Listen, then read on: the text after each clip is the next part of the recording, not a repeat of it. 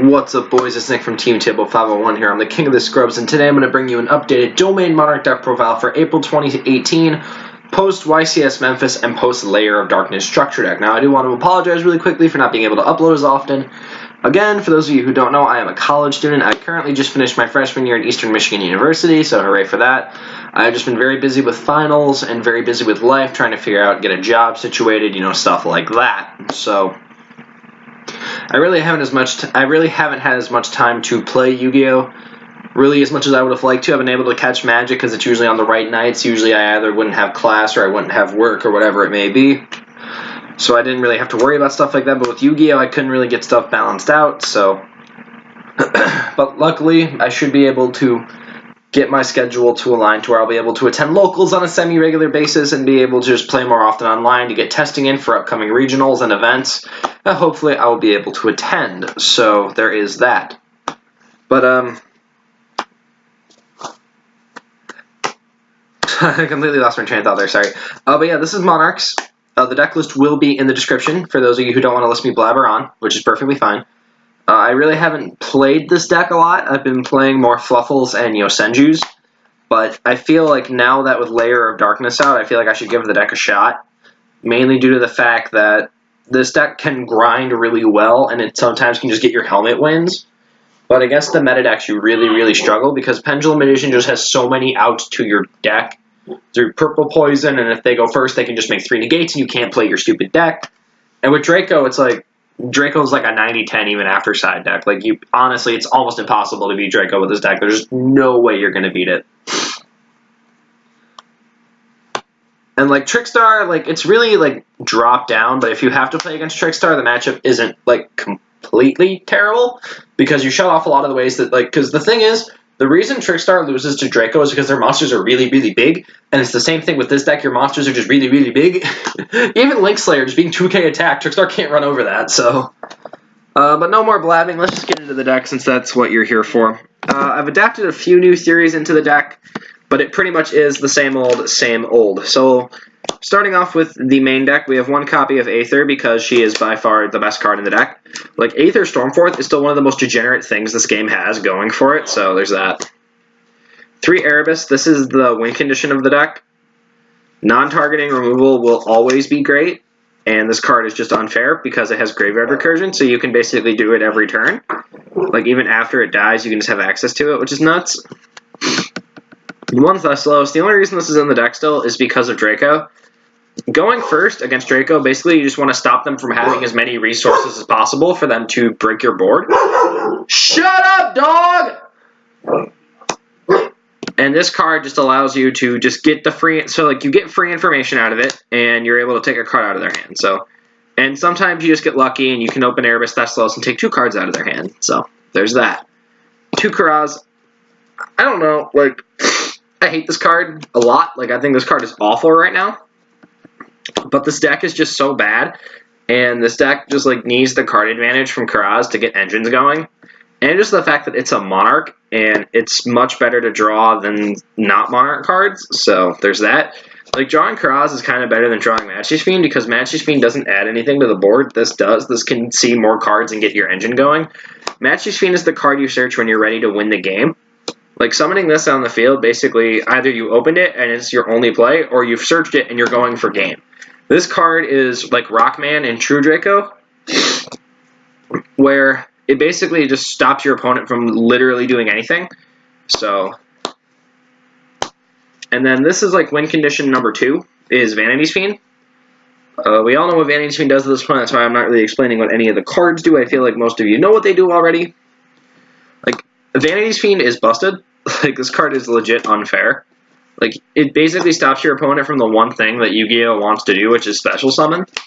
And it's really big, so it's not, like, that's the, like, the only reason this deck is better than Barrier Stun, and that deck isn't even that good, is because your monsters are just really hard to run over.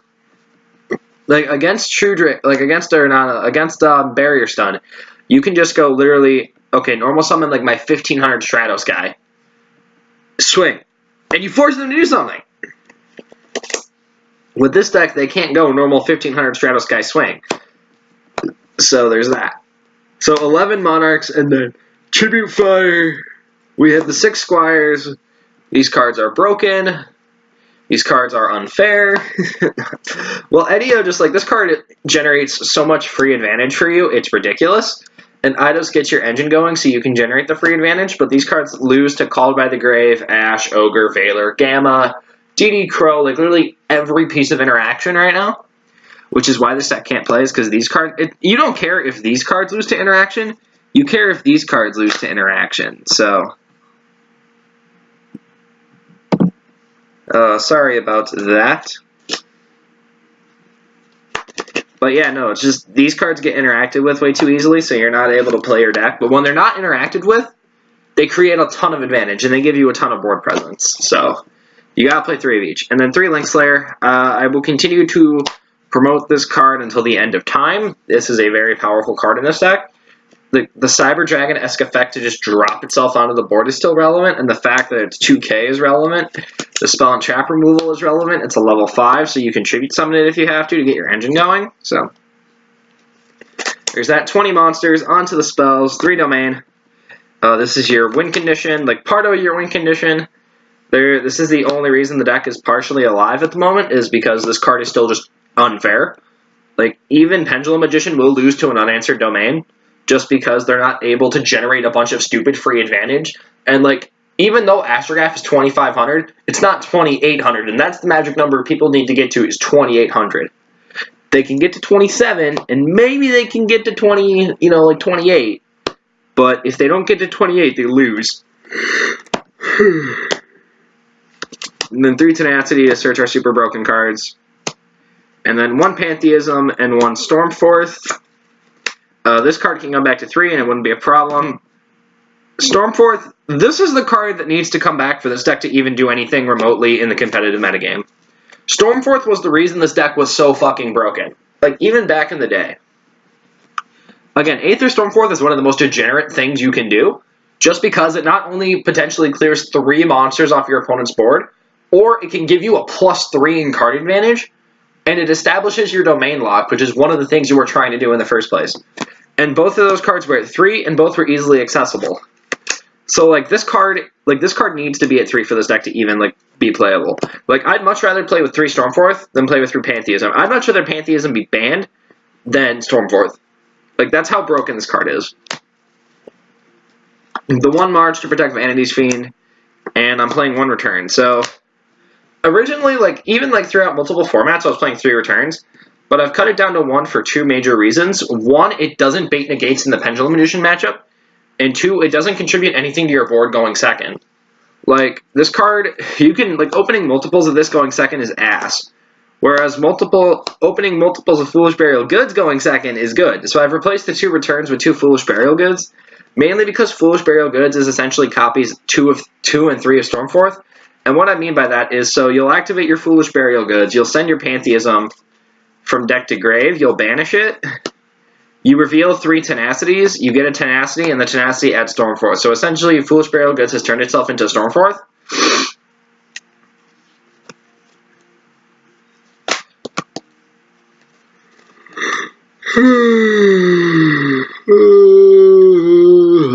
I'm sorry about that, I'm really tired. And, like, this card actually does stuff going second. You're able to send Pantheism to see your deck. You're able to banish Prime to get tribute fodder. Or you can just send, like, a domain. Or you can send Return. Or you can send Frost Blast, which is in the side deck. Like, you're able to do so many flexible things with this card. And just, like, Return's only good going first anyway, just because it's able to add Aether from deck to hand, which establishes your play for next turn. But, like, even if you don't see Return going first, it's fine. Like, you're only really adding it to your hand if you need future plays, but but the thing is, again, this deck grinds so well that you don't really need future plays because you just have so much inherent card advantage. But the Holy Trinity, Upstart, Foolish, Roto, 1 for 1. I'm always playing these 4 cards in Monarchs. If you're not, then you're just doing it wrong. I highly doubt there's ever going to be a format where we can't play these cards unless these cards are banned, but whatever. And for the traps, 3 Prime. This card is really, like, amazing.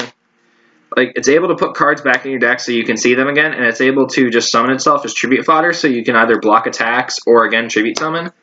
So this card adds a lot to the deck. And then the 1 Erupt, another win condition. Turns out Skill Drain is busted.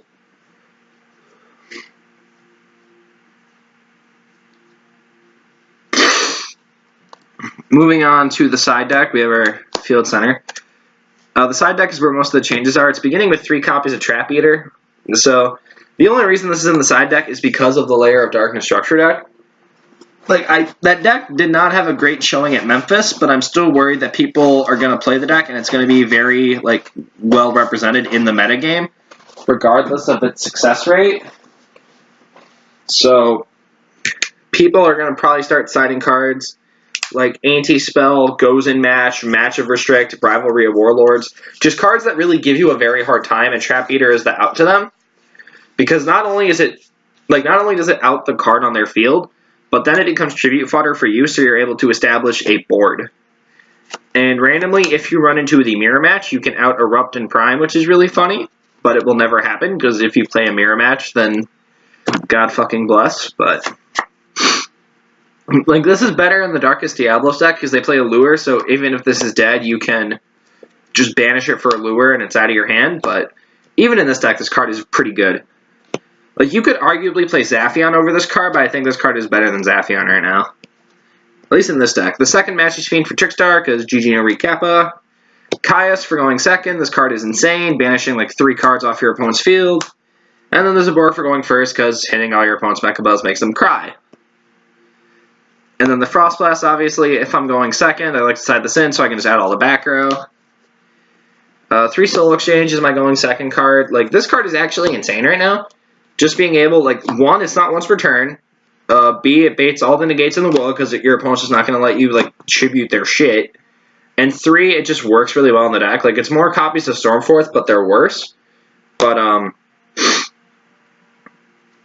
And it's just, even if you open multiples, it's not that dead because you can just target 2 different monsters. Then you can tribute them for a Monarch. So even if you didn't open Edia or Eidos, you're able to play. 2 Twin Twister. I thought about playing different cards, but it's just Twin Twister's the best. There's a reason Link Slayer's in the deck, but Twin Twister, again, Link Slayer can get hit with cards like Solemn Strike, Torrential Tribute, Bottomless Trap Hole. Twin Twisters can't.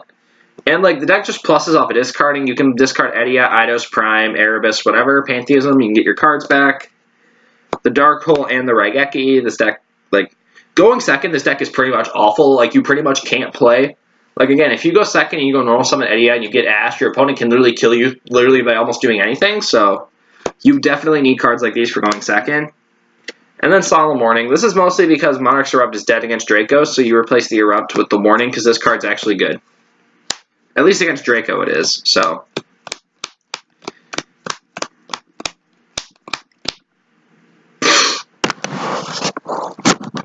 So like I said, that's it for the updated Domain Monarch deck profile. Earlier stated, not much has changed about this deck. It's pretty much just a few ratios and cards have changed overall, so. Again, I would not take this to a competitive event. I don't think the deck is very well positioned at the moment. Maybe after Flames of Destruction comes out and we can see what the Brandish Maidens or Sky Strikers, or whatever the fuck they're going to be called, once we see what they're able to do, then maybe we can get a better grasp on the metagame. But right now, I would not take this to a regional. I would not take this to a YCS. If you want to just mess around at your locals and make your opponent's lives about as miserable as you can possibly get, this is probably the budget way to do it. Because even though I have very shiny cardboard, this deck is $45. So, and this deck will probably always be $45, so there's that going for it.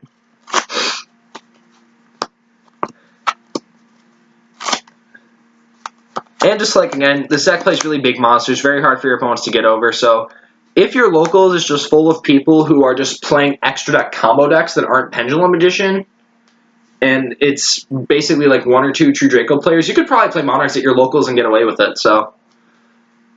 Hopefully, I'll be able to play this deck at regionals in the future. Maybe we'll get some cards back on the ban list, who fucking knows. But anyway, leave your thoughts of the deck in the comments section down below. I'll have my Twitter linked in the description down below, so go follow me there. Also, I'll have the deck list down there below, so you can just go look at the list. But other than that, my name is Nick from Team Table 501. Thanks for watching, and get good, scrubs. I'll see you next time.